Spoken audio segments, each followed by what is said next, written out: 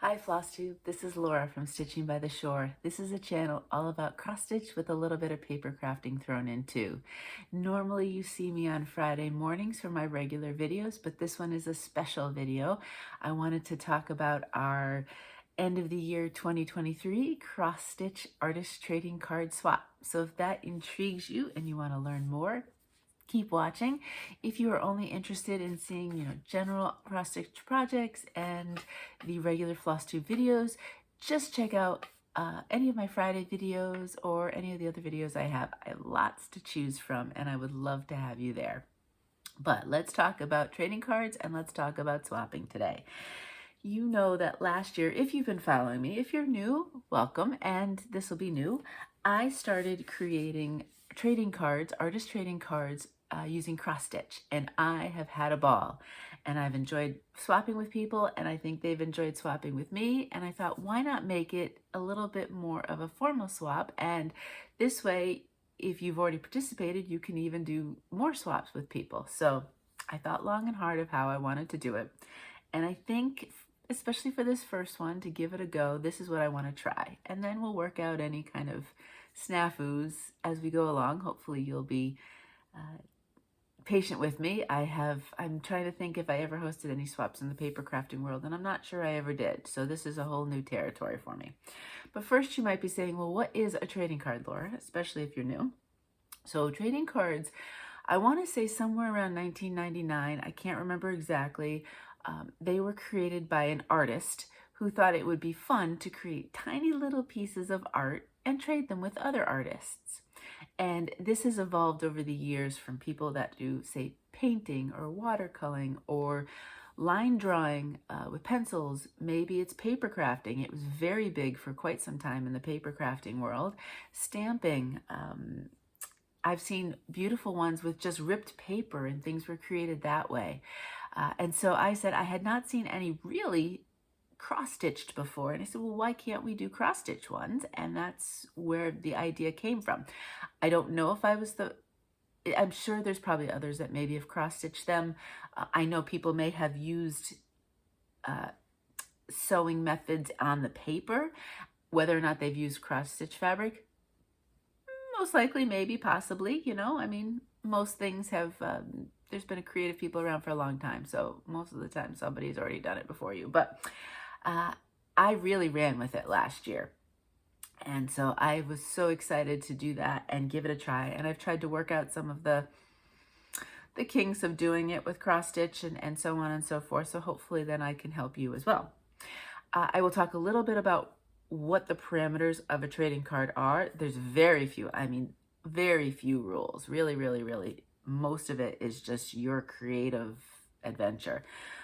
But the few rules there are with trading cards. Now, if you want a lot of more details about how to actually create the individual ones from your stitching, I have a Flossmas video in 2022 of December. One of my Flossmases dealt with finishing. I have it right here. I have one left. I have stitched this design 4 times in 4 different colorways when it comes to fabric, I think it was, or 3, I'm not sure. And I created the trading cards through the video. So I showed you how to do that. And before that, I have 2 other videos that are, I think they're entitled Finish With Me, and then they're trading cards. So I talk a little bit more about all the different ways you can do it, the different ideas and things and stuff. And I don't even know all of them. That's where our creative adventures come in. So feel free to check those other videos if you're not sure. And you can always, ask away. If you're in my Facebook group, you can always ask for help and suggestions there. Or you can just ask me as well, whether it's on Instagram or through Gmail. I'd be happy to help you in any way I can. So those are the extras. Let's just talk general basics. So I was going to say there's only 1 rule, but there's actually technically 2 rules with trading cards. The first one that I'll just get out of the way, trading cards are not supposed to be sold. They're supposed to be traded. That's the whole idea with them. If you see little pieces of art like this, they're actually supposed to be and usually called ACEOs. And they're basically trading cards for sale. but they've changed. They're not calling them trading cards. They're something else. And off the top of my head, I can't remember what those initials stand for. But if you look up ACEOs, you'll see tons and tons of pictures of examples. And if you just want to see trading cards, you could Google artist trading cards and go to your pictures, and you will see so many. There's been books about it even, but you'll see a ton of different examples from mostly non-cross stitch mediums, because that's where most of them have been done. We're just blazing this trail and adding a lot of cross stitch trading cards into the world. But you can certainly do that too if you want ideas. But that's the, you know, kind of, I don't know if that's a written rule or unwritten rule, but they're not supposed to be sold. The big rule, if you want to participate and do, the only rule is that the size. It can be no different than 2.5 by 3.5 inches. This is what an artist trading card size is. You can do it. You can have this orientation. You can have this orientation. I'm going to show you just a couple examples of both directions. I have 3 previous ones I haven't traded yet that are this way, and I have one to show you that's this way, or that's what I have to show you. So you can see. So this is it. This is your only rule. Everything else is really up to your creative adventures. So 3.5 by 2.5 inches. And if you can, what I would do too sometimes, especially when it comes to the finishing part, make yourself so you can visualize it. Cut out something that's 2.5 by 3.5 inches. It really helps visually for me. I still, every time I fully finish one, I pull this little card out, and I'll show you how I use that. So I think it's helpful for visual, but I also am more of a visual learner. So visual, you know, lots of different ways. But anyway, I would suggest that. Now, when it comes to figuring out what to stitch, there are lots and lots and lots of different ways you can do so. But the one thing you want to remember is the stitch count of the fabric that you're using. My recent one, I like to use scraps. This is where scraps come in really handy. And I'm going to show you the stitch part on this. This is a Nantucket Sky, I think, from Fabrics by Stephanie Scrap. And I recently just stitched something that's going to be made into a trading card using this. You know me, if you've been around enough to know that I am generally an 18 count girl. I do have a few other counts. I have some 20 and I have some 16, I believe. And I might, from my old days of cross stitch, I might have a little bit of 14, but I'm not sure. But generally, the count is the important thing, because you want to think about something that's going to fit within that 2.5 to 3.5 inch little size. And you probably don't want to stitch it all the way to the edges, because you obviously are cutting that piece down. So maybe give yourself a little bit of leeway on each of the 4 sides. Now, I did do a little bit of math for you. The 2.5 by 3.5 size, basically you just have to count stitch count, right? And to count squares. So, and I'll put this in the box below too, so you don't have to worry about writing it down right here unless you want to. 14 count, your stitch count can be no bigger, and I would say probably a couple of squares less, just because, like I said, this is to cover the actual full thing. And if you can figure out how to do that and not cut into your stitches, let me know, because I think that'd be really cool. But 14 count, 35 by 49 would be your highest stitch count. 16 count, I can't read backwards, especially my writing, 40 by 56. 18 count, which is my favorite, is 45 by 63. 20 count is 50 by 70. Now, of course, that's 14/28, 16/32, 18/36, and 20/40. Now, if you wanted to do something, say 40 count 1/1, well, you'd have quite a big stitch count. But that's a lot of stitching for a little trading card. So you have to kind of think about what you want to do with that. But those are the numbers to remember when you're trying to pick something out. And I'll show you. I can't show you with the pattern itself, obviously, because I can't show patterns, but I'll do my very best to kind of explain. So we have the stitch count. We know the count, 2.5 by 3.5. Let me show you a few examples of what I've done that have not been traded yet. I do have extras, you know, because whenever somebody sends me one, if they want to trade, I trade with them. I showed you this one. Now, in this case, what I did was I physically cut out around, fussy cutting is the basic way I mean, it's not 100% fussy cutting. In paper crafting, fussy cutting would be no border at all, but I'll call this close enough to that. And then I created the card around it. I did other things with it. This has some washi tape, it has some flat back crystals, and it actually has some glitter spray on the cardstock. Let me look and see what's next. This one I also did last year. And this one is mostly just the fabric with it. I cut it a little bit. I think, ironic, I think why I didn't go all the way to the top and bottom, if I remember correctly, is this was as tall as my fabric scrap was. So I just went with it. This, for example, so this piece came from, I want to say last year's Christmas ornament issue of Just Cross Stitch. You know how they have the Christmas version, the ornaments? And there was other parts to this stitch, and I just stitched that.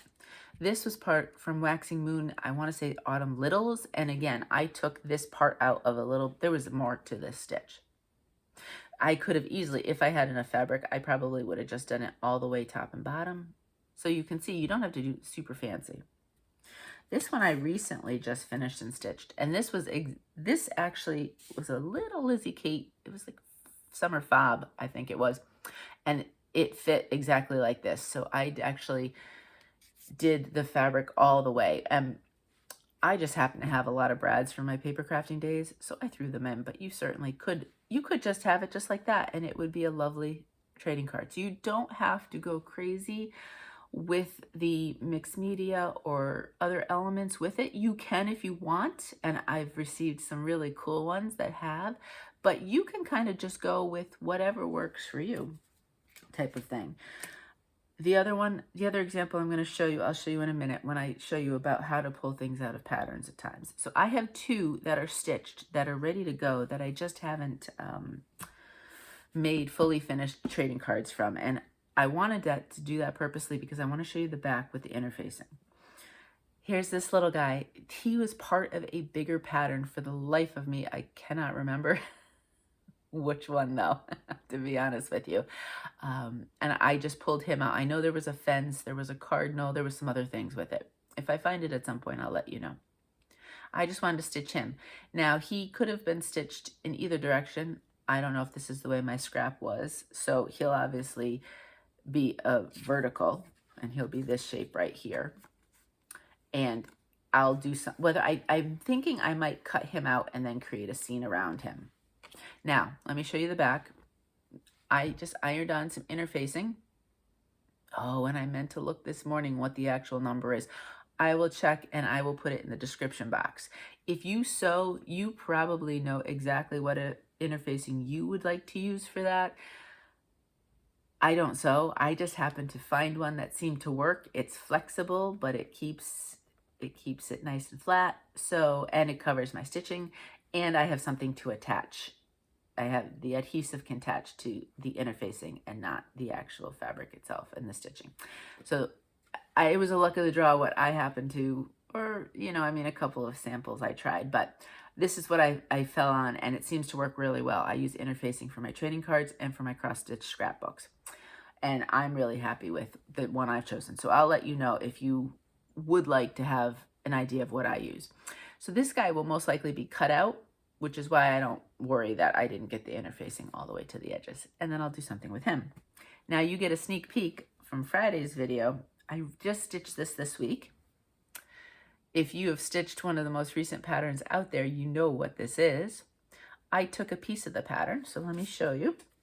This is from Seaside Tiny Town from Heart and Hand. And that is this corner right here. I could have added the crab, but I didn't. And this is already interfaced, so I probably wouldn't at this point.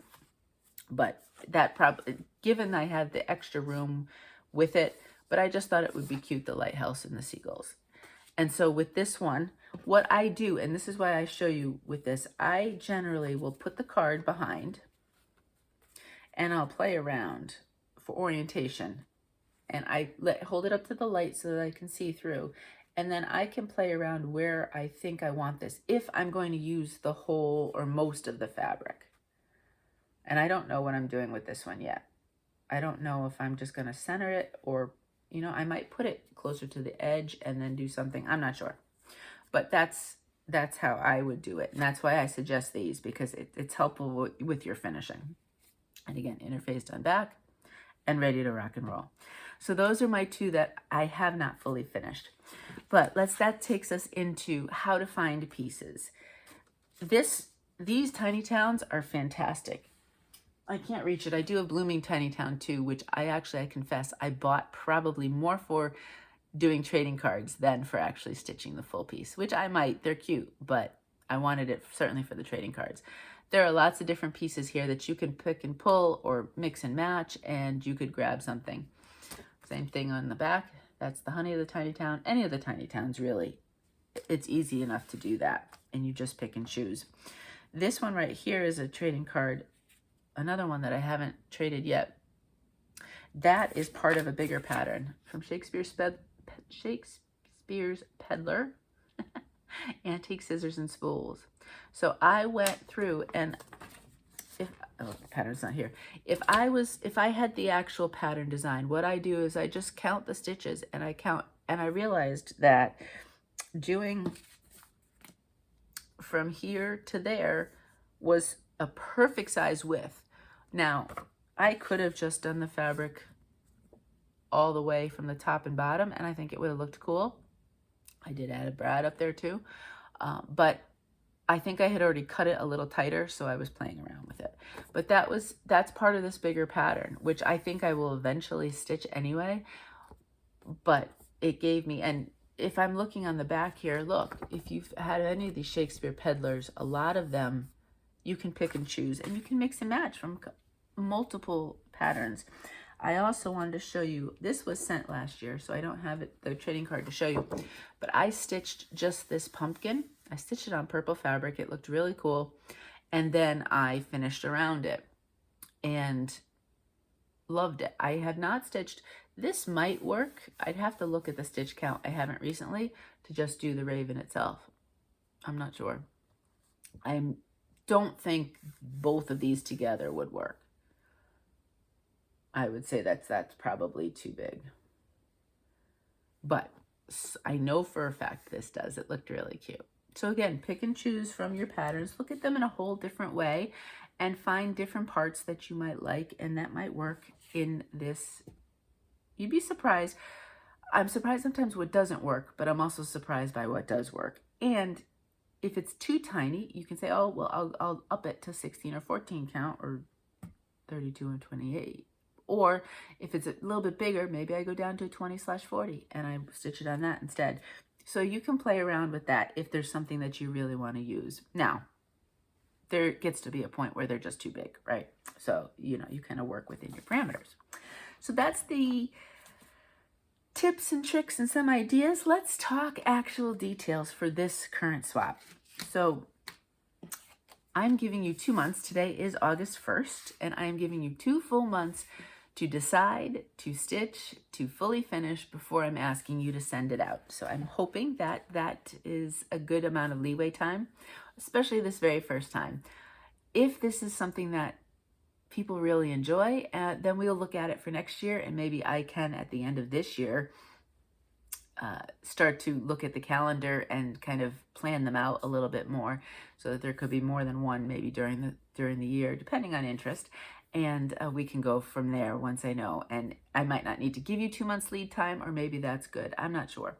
These are small pieces, so generally they can be stitched in a quicker period of time than, say, any of your big pieces, which is something really good. If I set my mind to it, I stitched this in 2 days of stitching time. Now, I stitch other things as well during the days. It wasn't just this exclusively, but that kind of gives you an idea of what it took for me. This little guy, he could have been a 1-day stitch for me, because this is super cute and tiny. But anyway, let's talk details. The theme, I am going to do a theme this year just because I asked some opinions, and for the first one especially, I think people would appreciate a little bit of guidance. So we're going to do that. Going forward, some may be themed, some might be just open to whatever. Once you've done it a time or two, you might feel more comfortable in what you can do. So the theme for this swap is going to be autumn, and that can be anything. What does autumn mean to you? Autumn could mean pumpkins, like this one that I did right here. Autumn could mean pumpkin spice lattes. It could mean school. It could mean football. It could mean just oranges and just the colors. You know what I mean? It could mean trees. This guy here with the leaves and so on and so forth, that's autumn. That can be an autumn idea. I am leaving the theme open to a bit of interpretation so that you can think about what that works for you. And it gives you some ideas if you're trying to find patterns.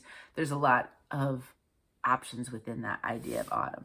And you may think of something else that I didn't even suggest. That's awesome if you do. Go for it if that's what you want to do. So that's the theme. Let's talk dates. I'm going to ask you to have your completed 2.5 by 3.5 fully finished completed trading card. I'm asking you to ship it by October 1st. That's the deadline for shipping them. Now, with your trading card, if you're in the US, I'm going to ask you to, if possible, please include a stamped self-addressed envelope in there. So this way I can send back when the swap is made, I will send yours back in that envelope. If for some reason you can't get an envelope, please at least put a stamp in there. And these can go in small, so your general stamp, so that we're defraying some of the cost of the postage all on me. And, you know, that would be a big help if possible. If you just send the stamp and not an envelope inside that's self-addressed, please make sure your return address is very legible so that I know where it's going back to you. That would be the one thing I would ask in that case. Now, if you're international, originally I was like, oh, well, you can send me postage too, but that quickly became, I quickly realized, well, your postage is different than mine, so that doesn't really work. So in that case, what I would do is we'll get together, we'll figure out how much it'll cost for me to send from the US to wherever you are located, and I would ask you to PayPal me that money. And we'll talk individually with that, okay? So my address, I'm not going to put just on the description box. Some of you may have it. If you reach out to me by Gmail or Instagram DM or Facebook, I can give that to you. And please, if you think you want to do this and you've done it, but then something happens, you know, life happens, please just reach out, okay? So that I have some sort of idea. I know that not everybody maybe that asked for my address will participate or do it this time around, but just so I have some sort of idea for numbers, that would be great. If for some reason something happens, just reach out so that I know. And that way we have some sort of idea. So then you ship it by October 1st. Now, I think what I'll do is once you've sent it, if you remember, and you're not on my Facebook group, just shoot me a little note saying, hey, I sent it, so I know to be on the lookout. I think in my Facebook group, what I'll do is I will create a dedicated post that will be, if you've sent your trading card, just put your name, you'll put your name down saying, I sent it. So this way we'll have a centralized area that I can just look at. And that way you know, the post office sometimes takes a while. So this way I can keep track as they come in. I am asking you to ship by October 1st with the idea that I will ship out to you your swaps on November 1st. That gives the post office plenty of time to do whatever it's got to do so that it gets to us in time.